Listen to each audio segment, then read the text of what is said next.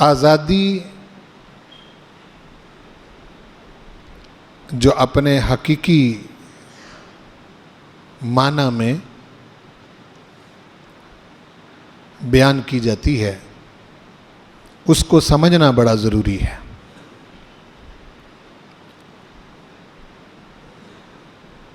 اگر تو آزادی کا معنی اللہ اور اس کے رسول کا باغی ہونا ہے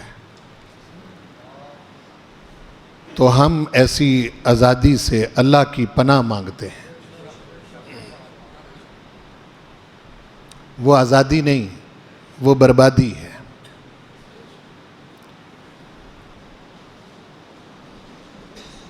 آج کے دور میں بعض لوگوں نے آزادی کا معنی یہ سمجھ رکھا ہے کہ پابندیوں سے آزاد ہو کر زندگی گزاری جائے۔ مسلمان ایسی زندگی نہیں گزار سکتا۔ مسلمان انسانوں سے تو آزاد ہو سکتا ہے لیکن اپنے مالک سے آزاد نہیں ہو سکتا۔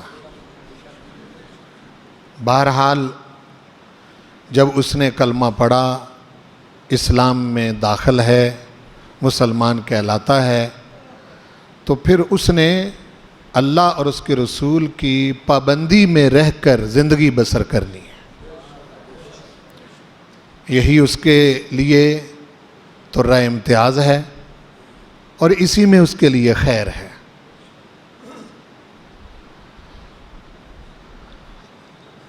14 اگست جب بھی آتا ہے ملک پاکستان کے اندر بڑے جوش و خروش کے ساتھ یوم آزادی منایا جاتا ہے۔ جوش ہونا چاہیے۔ صاف ظاہر ہے کہ ہم ایک طویل غلامی کے بعد اس دن تک پہنچے تھے اور اللہ تعالیٰ نے ہم کو یہ ملک عطا کیا تھا۔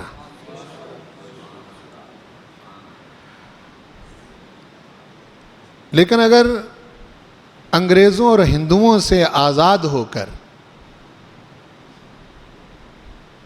ہم ان کے طور طریقوں سے آزاد نہ ہوئے، ان سے ہم نے جان نہ چھڑائی، تو پھر آزادی کا کیا مطلب اور کیا معنی رہ جاتا ہے؟ کن سے ہم نے آزادی حاصل کی؟ طور طریقے تو ہمارے وہی ہیں۔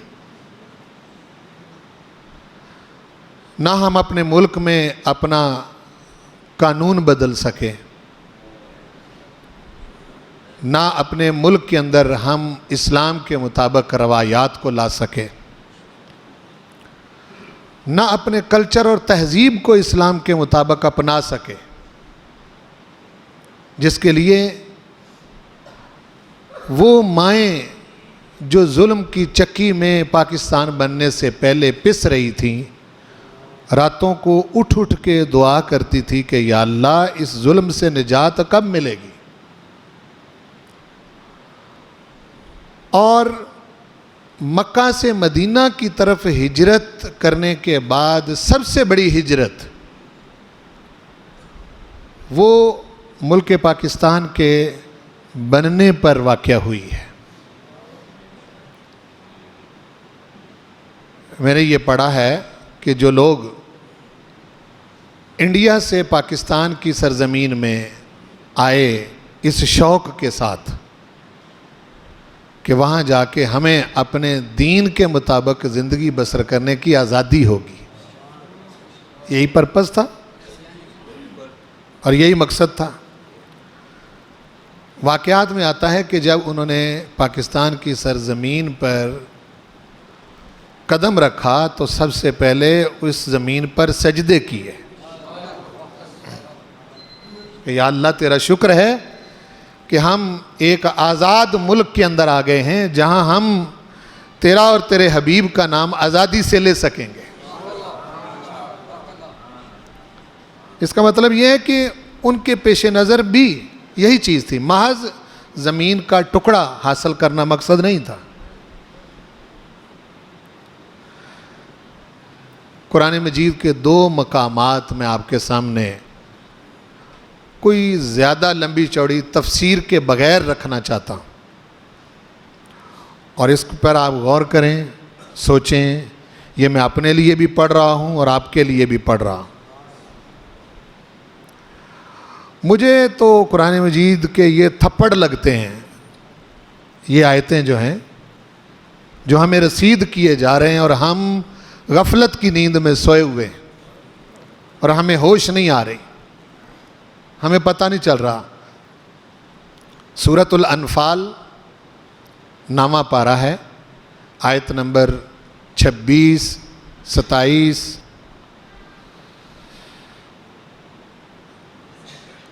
جس وقت مسلمان مدینہ شریف میں آ کے بس گئے اور تھوڑے ہی وقت کے بعد خوشحال ہو گئے،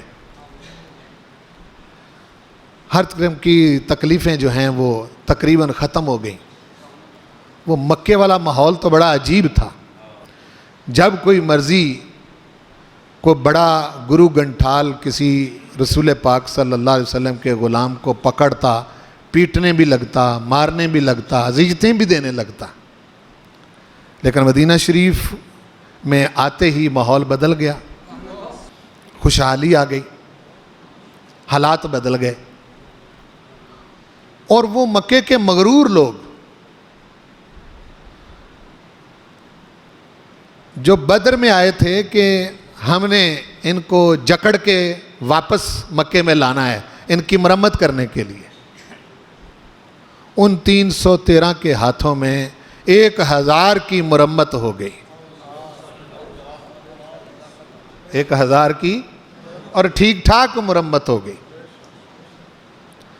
مکے میں جا کے صف ماتم بچھ گئی۔ پروردگار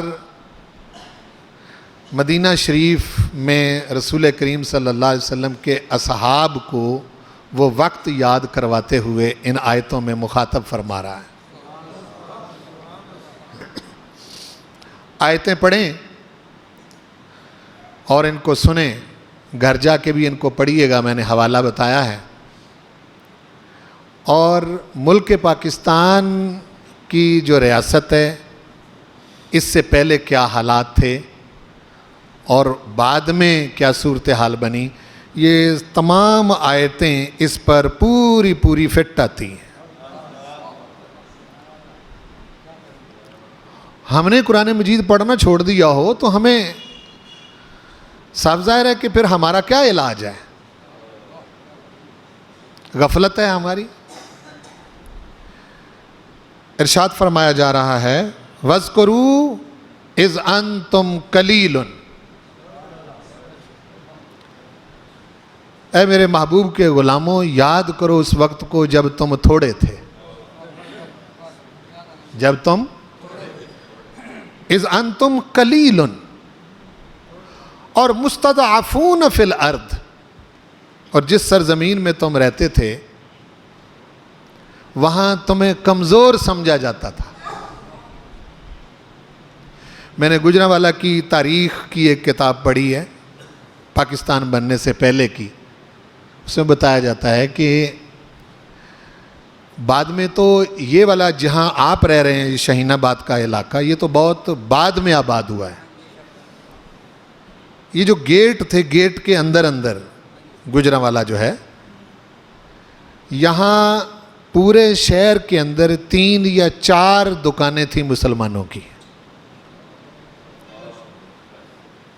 سب کی سب ہندوؤں کی دکانیں تھیں، یعنی کاروبار اور معیشت جو ہے وہ ساری کی ساری ان کے قبضے میں تھی۔ تو اب صاف ظاہر ہے کہ کسی شہر کے اندر اگر کسی کمیونٹی اور کسی عقیدہ رکھنے والوں کی صرف 2-3 دکانیں ہوں تو وہاں ان کی کون سنتا ہے بھائی؟ کوئی سنتا ہے ان کی؟ نہیں۔ لاہور کی ہسٹری میں نے پڑھی قیام پاکستان سے پہلے کہ انارکلی کتنا بڑا بازار ہے، اس پورے بازار میں صرف ایک دکان تھی مسلمانوں کی، یعنی یہ صورتحال تھی۔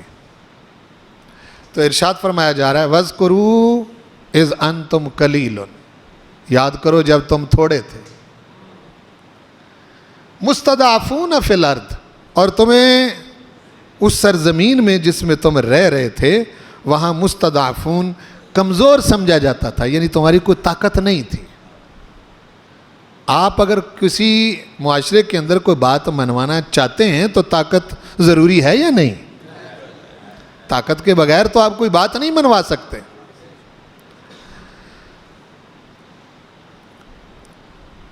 تخافون ان یتخطفکم الناس، تمہیں ہر وقت خدشہ لگا رہتا تھا کہ دوسرے لوگ کہیں تمہیں یہاں سے اٹھا نہ دیں، اچک نہ دیں. کمزور بندے کا کیا ہوتا ہے؟ ہاں جی، اٹھو بھائی یہاں سے، یہاں تم کیا کر رہے ہو؟ یہ صورتحال مکے میں یہی تھی نا. وہاں مکے میں جو بڑے بڑے سنادید قریش تھے اور بڑے گرو گنٹھال تھے ان کے، وہ تو جب مرضی کسی کو پکڑ کے غلام بنا لیتے تھے. حضرت زید بن حارثہ کون تھے؟ رسول کریم صلی اللہ علیہ وسلم کی خدمت میں سیدہ خدیجۃ الکبریٰ نے جب نکاح کے وقت ان کو پیش کیا تو یہ سیدہ خدیجۃ الکبریٰ کے غلام تھے. رسول پاک صلی اللہ علیہ وسلم نے ان کو آزاد کر دیا، فرمایا تم آزاد ہو. لیکن حضور کی محبت ایسی تھی کہ وہ حضور سے جدا نہ ہوئے، اور اتنا پیار کہ لوگ ان کو زید بن محمد کہتے تھے.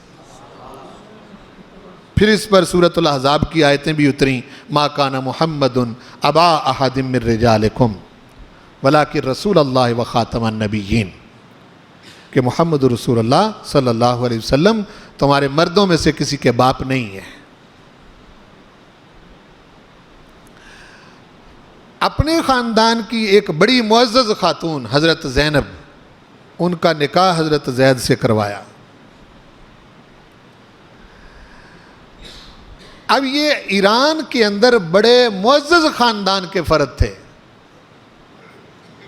بس وہاں سے کوئی قافلہ گزرا مکے والوں کا، یہ لڑکا باہر انہوں نے اپنے قصبے سے باہر کھیلتا ہوا دیکھا، چھوٹے تھے تو گزرتے ہوئے قافلے نے اس کو پکڑ لیا اور پکڑ کر غلام بنا کے مکے لے آئے. کئی سال گزر گئے، باپ تلاش کرتا رہا، چچا تلاش کرتا رہا. یعنی یہ ماحول تھا کہ جب مرضی کسی کو پکڑ کے اس کو غلام بنا لینا. ہمارے آقا کریم صلی اللہ علیہ وسلم تو غلامیوں سے چھڑانے آئے تھے نا، غلامیوں سے نجات دلانے آئے تھے، لیکن حالات بڑے عجیب تھے. اب حضور علیہ السلام پر ایمان لانے کا معنی موت تھی. یعنی حضور پر ایمان لانے کا مطلب کوئی خوشحالی نہیں تھی اس وقت، سیدھی سیدھی سامنے موت نظر آتی تھی. کہ جس نے حضور کو مانا نہیں وہ اذیتوں میں مبتلا ہوا نہیں. یہ صورتحال تھی. پکڑتے، کوئلوں پر لٹاتے، شہد پلا کے دھوپ میں کھڑا کر دیتے. یعنی یہ صورتحال تھی. تو حضور علیہ السلام نے اپنے غلاموں کو وہاں سے اٹھایا، دیکھا کہ یہاں پنپنے کی کوئی صورت نظر نہیں آ رہی. بحکم الہی آپ ہجرت کر کے مدینہ شریف تشریف لے آئے. وہاں حضور علیہ السلام نے ایک ریاست قائم کی، اس کا قانون بنایا، معاشرتی قدروں کو پروموٹ کیا اور اس کی قدریں وضع کی، طریقہ بتایا. تو ارشاد فرمایا جا رہا ہے کہ تم تھوڑے تھے، تمہیں کمزور سمجھا جاتا تھا، اور مکے میں تو تمہاری صورتحال یہ تھی ان یتخطفکم الناس، کہ تمہیں جب مرضی کو پکڑ کے اچک لیتا تھا اور تم کچھ بھی نہیں کر سکتے تھے. اب مدینہ شریف کا ذکر کرتے ہوئے اللہ پاک ارشاد فرما رہا ہے، اور ہماری صورتحال بھی یہاں یہی تھی. بھئی پاکستان بننے سے پہلے ہماری صورتحال بالکل یہی تھی. تو اللہ پاک نے فرمایا فآواکم، پھر اللہ تعالیٰ نے تم کو ٹھکانہ عطا کیا. حضور کو فرمایا اور آپ کے غلاموں کو فرمایا تمہیں ریاست مدینہ عطا کی، اور یہی اشارہ ہمارے لیے ہے کہ تمہیں ریاست پاکستان عطا کی، یعنی ان حالات میں فآواکم وأیدکم بنصرہ، اور تمہاری مدد کی، تمہیں تقویت بخشی، قوت دی اپنی مدد سے۔ پاکستان جب بنا تھا، یہاں کے تمام اخبار، اس وقت کے میرے پاس کچھ رسالے کسی بزرگ کے میرے پاس موجود ہیں 1946 کے، میں نے دیکھا اس میں کالم باقاعدہ لکھے ہندو رائٹروں نے، اور اس وقت کے لکھاری جو مسلمان بھی تھے، انہوں نے بھی بظاہر جو مسلمان تھے اور پاکستان کی تائید نہیں کرتے تھے،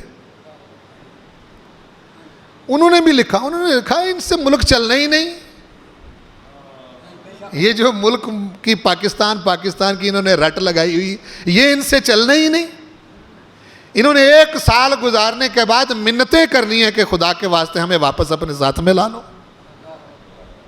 یہ صورتحال تھی، نہ ان کے پاس کوئی اسلحہ، نہ ان کے پاس کوئی آرمی، فوج بھی کوئی نہیں، عدالتی نظام اپنا کوئی نہیں، ہاں جی، کوئی شے ہی نہیں، کوئی پہلے سے کوئی منصوبہ بندی تھوڑی کی ہوئی ہے۔ آپ نے لڑ کے تو یہ ملک لیا نہیں ہے بھئی، جنگیں لڑ کے تو آپ نے یہ ملک نہیں لیا۔ یہی بات تو میں کہتا ہوں کہ 27 رمضان المبارک کی رات، نزول قرآن کی رات، پاکستان کا عطا کیا جانا، یہ پاکستانیوں کو کوئی بات سمجھا رہا ہے۔ 14 اگست بڑا یاد ہے، اصل میں تو پاکستان 27 رمضان المبارک کو آپ کو ملا ہے، جشن آزادی آپ کا 27 رمضان المبارک ہے، آپ سمجھ رہے ہیں نا جی؟ اس رات ملک پاکستان کا عطا کیا جانا بغیر کسی لڑائی کے، ہاں جی، یہ خاص اللہ تعالیٰ کا ایک انعام ہے، اور اس میں اشارے ہیں بہت سارے جس سے اس وقت ہم دور ہیں۔ قرآن مجید ہمارے نصاب میں شامل نہیں ہے، بلکہ میں یہ کہا کرتا ہوں قرآن مجید تو لا ریب کتاب ہے۔ جس شخص نے پاکستان کا تصور پیش کیا، مصور پاکستان علامہ اقبال، اس کا کلام ہمارے نصاب میں شامل نہیں ہے۔ شروع سے لے کے آخر تک آپ دیکھیں کوئی نہیں ہے، حالانکہ وہی سپرٹ موجود ہے، اس نے وہ روح قرآن مجید سے ہی لی تھی جو بر صغیر کے مسلمانوں کے مردہ جسموں میں اس نے پھونکی، اور ان کو اٹھنے کا موقع ملا۔ مسلمان تو یہاں بہت سارے تھے، پہلے سے تھے، اور وہ قائد اعظم نے مسلمان نہیں کیے تھے۔ کیا کہہ رہا ہوں؟ جو مسلمان پہلے سے موجود تھے پنجاب میں، سندھ میں، سرحد میں، بلوچستان میں، ہاں جی، یا بنگال میں، یہ جو علاقے تھے جن کا پاکستان بنا، ان کو قائد اعظم نے کلمہ نہیں پڑھایا،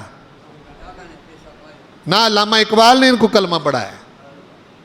اسی لیے تو ہم کہتے ہیں کہ پاکستان اولیاء کا فیضان ہے،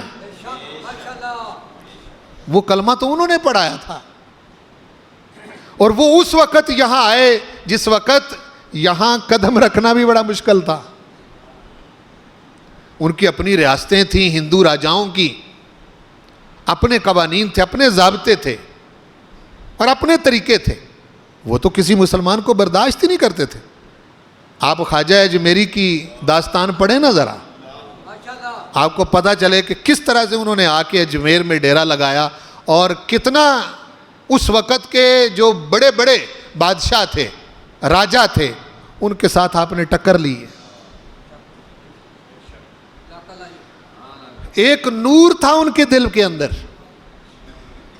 جو وہ حضور علیہ السلام کے سینہ مبارکہ سے منور ہو کے اجمیر میں آئے تھے۔ بابا فرید الدین گنج شکر بالکل ہندوؤں کی بستی ہے جہاں آ کے بیٹھ گئے، ہاں جی، حضور داتا گنج بخش علی حجویری، تو یہ بہت پہلے سے سلسلہ چلا آ رہا تھا۔ بھائی قائد اعظم نے تو جس وقت پاکستان بنایا یہی مطالبہ کیا تھا نا کہ مسلم اکثریت والے علاقے جو ہیں یہ ہمیں دے دیے جائیں، ہم ان کو ایک علیحدہ وطن بنانا چاہتے ہیں. یہ مطالبہ تھا نا کہ جہاں مسلمان زیادہ ہیں، مسلمان اکثریت میں ہیں، تو وہ مسلمان اکثریت سے کیسے بن گئے تھے؟ یعنی جہاں مسلمان زیادہ تھے وہ زیادہ مسلمان کہاں سے آئے تھے؟ یہیں کے رہنے والے تھے نا. بولو نا. اس لیے اس بات کو کبھی نظر انداز نہ کریں. تو وہ ان کی دعائیں، اس وقت کا کیا ہوا کام، بعض اوقات انسان کی زندگی میں وہ نتائج سامنے نہیں آتے اس کی اس دنیا سے چلے جانے کے بعد، لیکن اپنا کام تو کرنا ہوتا ہے. عقل مند، سمجھدار اور وفا شعار لوگ حالات سے دب کر اپنا کام چھوڑتے نہیں ہیں، وہ کرتے جاتے ہیں. کام ہوتا رہتا ہے. پھر ایک وقت آتا ہے کہ پروردگار ان کے کیے ہوئے کام کو رنگ لاتا ہے. حالات کس طرح کے بھی ہوں. اب حالات دیکھیں کہاں کے کہاں چلے گئے، تو اس کا مطلب یہ ہے کہ کیا دین کا کام چھوڑ دینا چاہیے؟ جی حالات بڑے خراب ہو گئے ہیں، اب سنی نہیں جاتی، اب مانی نہیں جاتی، اب کوئی سنتا نہیں ہے، تو کیا آواز بلند کرنا چھوڑ دیں؟ ایسا نہیں ہوگا. یہی آواز بعد میں رنگ لائے گی. یہ بیکار نہیں جاتی. اس کے دین کا کیا ہوا کام کبھی بھی ضائع نہیں ہوتا، وہ چلتا رہتا ہے. اور یہ ہمیں کرنا ہے، اپنے گھروں میں کرنا ہے، اپنی اولادوں پر محنت کرنی ہے، تب جا کے کام ہوگا. فارغ نہیں بیٹھنا، محنت کرنی، جد و جہد کرنی. اور یہ آپ سے پوچھا جائے گا. اگر آپ کے 4 بیٹے ہیں، 5 بیٹے ہیں، 4-5 بیٹی ہیں، تو آپ سے پوچھا جائے گا. دنیا داری تو بڑی سکھا لی، میرے اور میرے حبیب کی محبت بھی سکھائی ہے کہ نہیں سکھائی؟ باقی تو سب کچھ کر لیا. کب باپ اپنے بچوں کو بٹھا کے حضور علیہ السلام کی محبت کی خیرات دیتا ہے؟ یہ لازم ہے اس پر، یہ ضروری ہے. رب ذوالجلال والاکرام نے ارشاد فرمایا تمہیں اچک لیا جاتا ہے، یتخطفکم الناس فآواکم، پھر تمہیں ٹھکانہ دیا، وَأَيَّدَکُم بِنَصْرِهِ، اور تمہیں تقویت بخشی اپنی مدد سے. حالات تو نہیں تھے. اور آج اللہ کے فضل و کرم سے چاہے کیسے ہی حکمران آئے، ملک پاکستان کی ایک ساکھ ہے اقوام عالم کے اندر. 57 اسلامی ریاستوں میں واحد منظر پر ایٹمی پاور پاکستان ہے، یعنی واحد اس وقت. حالانکہ مال پاکستان سے زیادہ دوسرے ملکوں کے پاس ہے، ہیں بھی وہ اسلامی ملک. ان کا تو ایک ایک بندہ ہے جس کے پاس سونے کی کار ہے، سونے کا ہیلی کاپٹر ہے، سونے کا گھر ہے، سونے کے دروازے ہیں، سونے کی لیٹرینیں ہیں. اس عیاشی میں مبتلا ہیں وہ لوگ. آپ سمجھ رہے ہیں نا؟ جو بچے اس وقت سوشل میڈیا پر ایکٹیو ہیں ان کو میری باتیں سمجھ آ رہی ہیں میں کیا کہہ رہا ہوں؟ ایسا ہے یا نہیں؟ ہاں جی. وہیں سے ہمارے کچھ حکمرانوں نے یہ چیزیں سیکھنا شروع کی، عیاشی کیسے کرنی ہے. یہاں کا تو یہ ماحول ہی نہیں تھا. یہاں تو اس وقت بے حیائی کو فروغ دیا جا رہا ہے. لیکن ملک پاکستان وہ ہے، میرے عرب کو آئی ٹھنڈی ہوا جہاں سے. عاشقان مصطفیٰ بھی یہاں پیدا ہوتے رہتے ہیں. اللہ کے فضل و کرم سے یہ بڑی زرخیز مٹی ہے. مسئلے بھی بڑے ہیں، پریشانیاں بھی بڑی ہیں، تکلیفیں بھی بڑی ہیں. ہم نے وہ عہد پورا نہیں کیا جو عہد ہم نے پاکستان بناتے ہوئے اپنے مالک اور اپنے رب سے کیا تھا. یہی بات تو اللہ تعالیٰ فرما رہا ہے، وَأَيَّدَکُم بِنَصْرِهِ وَرَزَقَکُم مِّنَ الطَّیِّبَاتِ. تمہیں ہم نے طرح طرح کے پاکیزہ رزقوں سے نوازا ہے. جو ملک دیا ہے گولڈن سپیرو ہے. دنیا کی بلند ترین چوٹی ملک پاکستان کے اندر موجود ہے. بہترین گلیشیئر یہاں موجود ہیں، بہترین پہاڑ موجود ہیں، بہترین معدنیات کا مرکز ہے، یہ بہترین قسم کا نہری نظام ہے. سارا سال ہم نے تو کوتاہیاں کی نا، ورنہ ہمیں تو کسی دوسرے ملک سے کوئی چیز لینے کی ضرورت ہی نہیں ہے. یہ ایسا زرخیز ملک ہے، ہر طرح کی نعمتیں موجود ہیں. پھل یہاں کے باکمال ہیں. باکمال پھل جو ہیں وہ بڑی مہارت سے باکمال لوگ اس ملک سے بگا دیتے ہیں. ہاں جی، ہر طرح کی فصلیں موجود ہیں، چاروں موسم موجود ہیں، ہر طرح کی نعمتوں سے مالا مال ہے. پروردگار ارشاد فرما رزقکم من الطیبات. یہ بات تو اللہ پاک ریاست مدینہ والوں سے کر رہا ہے. قرآن تو اس وقت نازل ہو رہا ہے، لیکن بے عین ہی یہ آیتیں ریاست پاکستان پر فٹ آ رہی ہیں یا نہیں آ رہی؟ پھر ارشاد فرمایا مخاطب کر کے، یا ایھا الذین آمنو، اے ایمان والو. آپ ایمان والے ہیں نا، آپ کو بھی مخاطب ہے. لا تخونوا اللہ والرسول. اتنی بڑی نعمت پا کر اللہ اور اس کے رسول سے خیانت نہ کرنا. اللہ اور اس کے رسول سے وَتَخُونُوا أَمَانَتِكُمْ، اور جو امانتیں تمہارے سپرد کی گئی ہیں ان امانتوں میں خیانت نہ کرنا. وَأَنْتُمْ تَعْلَمُونَ، اور تمہیں پتہ ہے ہمارا. اگر ہم تمہیں عطا کر سکتے ہیں، ہو سکتا ہے بعض لوگ جو ہیں وہ یہ بات کرتے ہیں کہ جی اگر ہمارا یہی حال ہوا رہا تو پاکستان مٹ جائے گا. یہ بات غلط ہے. میں علی وجہ البصیرت یہ بات کر رہا ہوں، یہ نہیں مٹے گا. اس کا ایک اور قانون بھی ہے جو قرآن نے اس نے بیان کیا ہے. اس نے فرمایا یہ نعمت تمہیں میں نے دی ہے، اگر تم انسان نہیں بنو گے، تم میرے بندے نہیں بنو گے، تم میری اطاعت نہیں کرو گے، تو میں تمہیں بدل کے بندے اور لے آؤں گا.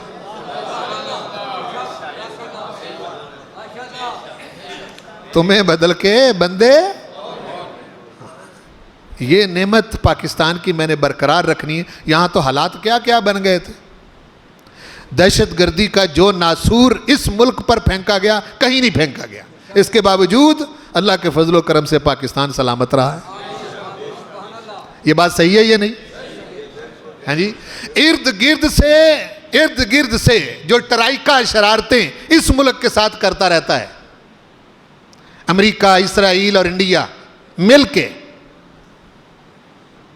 ہاں جی، شرارتیں کرتے رہتے ہیں. اس کے باوجود پروردگار کوئی نہ کوئی اچانک ایسی قوت ظاہر کر دیتا ہے کہ دشمن کے دانت کھٹے ہو جاتے ہیں اور وہ سوچنے پر مجبور ہو جاتا ہے یہ ہیں کیا. ایسا ہے یا نہیں؟ ہمارے نوجوان میدان میں مرنے کے لیے اترتے ہیں. یہ اللہ کا خاص فضل ہے. مسلمان کو یہی پلس پوائنٹ حاصل ہے کہ وہ یہ جانتا ہے کہ میں نے مر کے مرنا نہیں. میں نے مر کے مرنا نہیں. ہندو کے ذہن میں سب سے پہلی بات تو یہی ہوتی ہے کہ میں نے مر کے مر جانا ہے. میں نے مر کے. کافر کے ذہن میں یہی بات ہوتی کہ بس اے جہان مٹھا تے اگلا کنے ڈٹھا. اس کی تو یہی بات ہے نا. لیکن مسلمان تو یہ کہتا ہے کہ یہ دنیا تو قید خانہ ہے، اس سے تو کسی وقت بھی ہم نے آزاد ہو کے اصل زندگی کی طرف لوٹ جانا ہے. اصل زندگی تو اگلی ہے، یہ تو عارضی ہے. تو ارشاد فرمایا اللہ اور اس کے رسول سے خیانت نہ کرنا. جس کے ہم مرتکب ہوئے ہیں، جس کے ہم مرتکب ہوئے ہیں، یہاں توہین عدالت ہو جائے اس کی سزا ہے. صدر کی توہین ہو جائے تو اس کی بھی سزا ہے. وزیر اعظم کی توہین ہو جائے تو اس کی بھی سزا. ٹھیک ہے جی. پاکستان کے جھنڈے کی توہین ہو جائے اس کی بھی سزا ہے. پاکستانی نوٹ کی توہین ہو جائے اس کی بھی سزا ہے.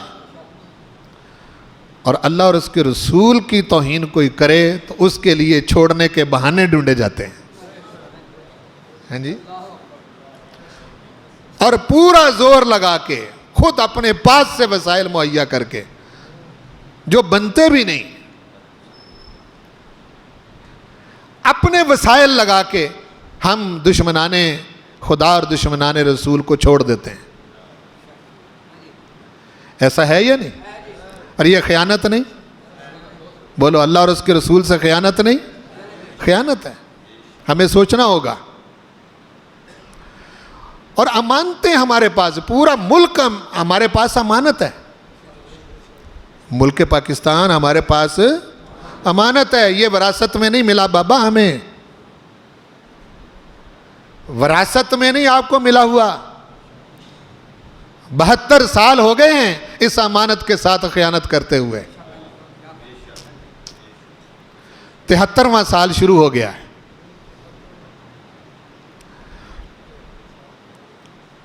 تو پروردگار ارشاد فرما رہا ہے کہ تم دنیا کے مزوں میں مبتلا ہو کے اس نعمت کو بھول نہ جانا. تم جانتے ہو، میری سنت کو بھی جانتے ہو، میرے طریقے کو بھی جانتے ہو.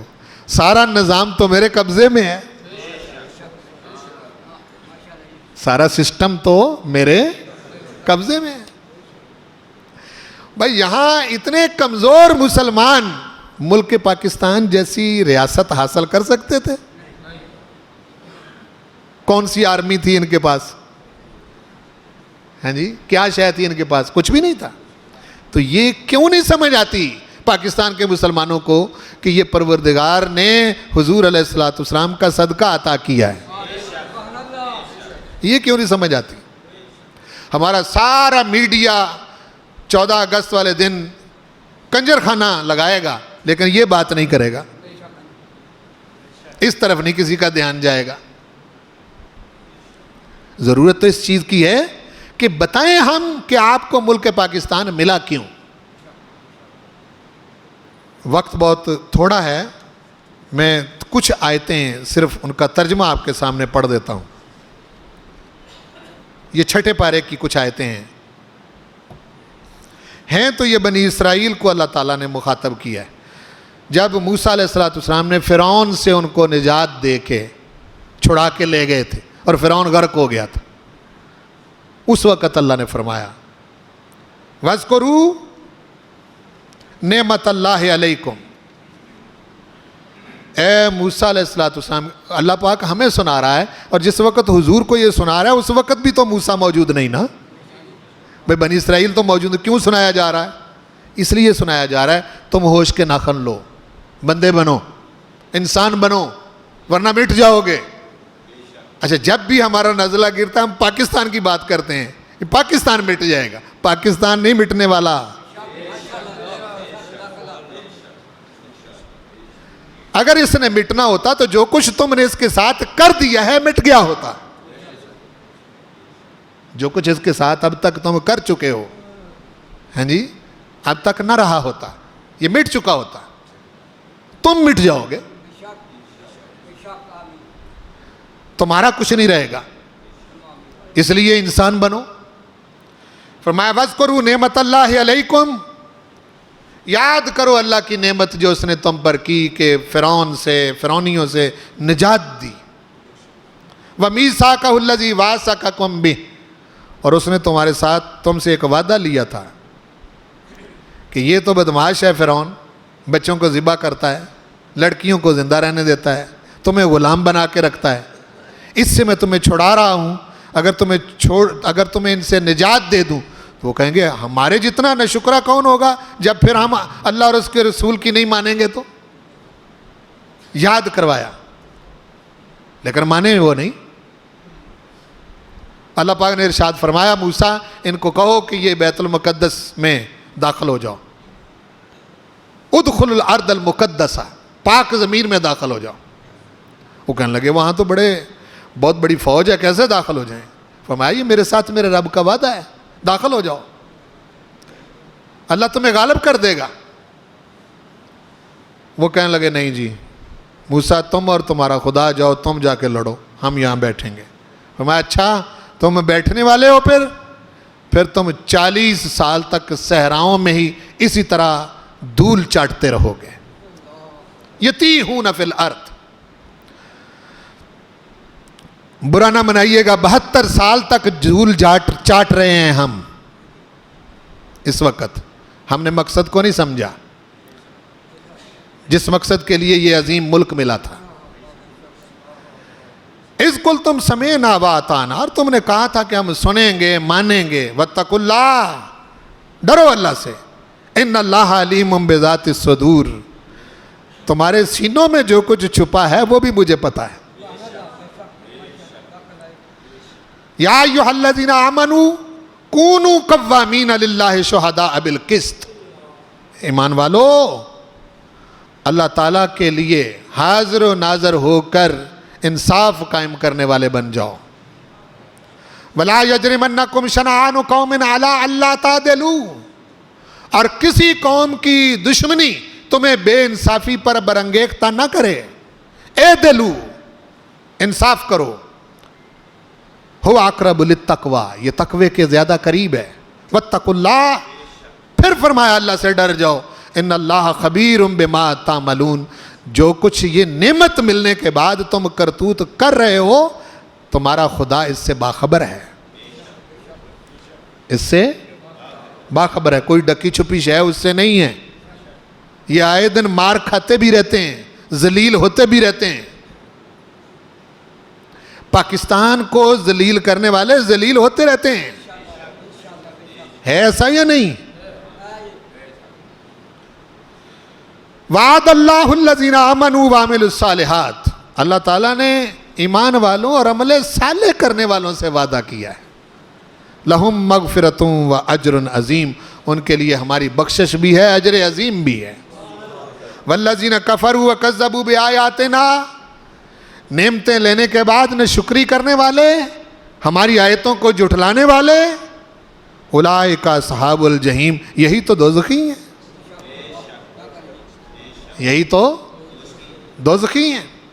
پھر فرمایا یا ایھا، اب بنی اسرائیل کو جو خطاب ہو رہا تھا اس سے عین بعین اسی وقت ایمان والوں کو مخاطب کر دیا. یا ایھا الذین آمنوا، اے ایمان والو، جس طرح وہ نہ شکرے ہوئے تھے. ایمان والو، اذکروا نعمت اللہ علیکم، اللہ نے جو تم پر احسان کیا تھا اس کو یاد کرو. اذ ہم قوم ان یبسطوا الیکم ایدیہم، جب ایک قوم تمہیں دبوچ لینا چاہتی تھی. سنیں، ایک قوم تمہیں دبوچ لینا چاہتی تھی. ان یبسطوا الیکم ایدیہم، تمہاری طرف اپنے اسلحے، اپنا ہاتھ بڑھا کے تمہیں قابو کر لینا چاہتی تھی اور تمہیں ختم کر دینا چاہتی تھی. جہاں انگریز ہندو سب اکٹھے ہو گئے تھے مسلمان کے خلاف. 5 سال لارڈ مکالے بر صغیر کے اندر حکومت کرنے کے بعد جا کے اس نے انگلینڈ میں جو تقریر کی، اس میں اس نے کہا تھا، میں نے ہندوؤں کو دیکھا، ہندوؤں کی کتابوں کو بھی دیکھا، سکھوں کو دیکھا، ان کی کتاب کو بھی دیکھا، مختلف مذہب دیکھے، ان کی کتابوں کو بھی دیکھا، مسلمانوں کو بھی دیکھا، ان کی کتاب کو بھی دیکھا. اس نے کہا کہ یہ جو لوگ ہیں ہندو، سکھ، دیگر جتنے ہیں، اور ان کا جو لٹریچر ہے اس کے اندر وہ جان نہیں. اگر بر صغیر میں ہمیں خطرہ ہے تو وہ صرف اور صرف ایک قوم سے ہے. وہ قوم تو کسی حد تک مر چکی ہے، لیکن اس کے پیچھے جو قرآن کی سپرٹ ہے وہ لا ریب کتاب ان کے پیچھے موجود ہے جو ان کو ختم نہیں ہونے دے گی.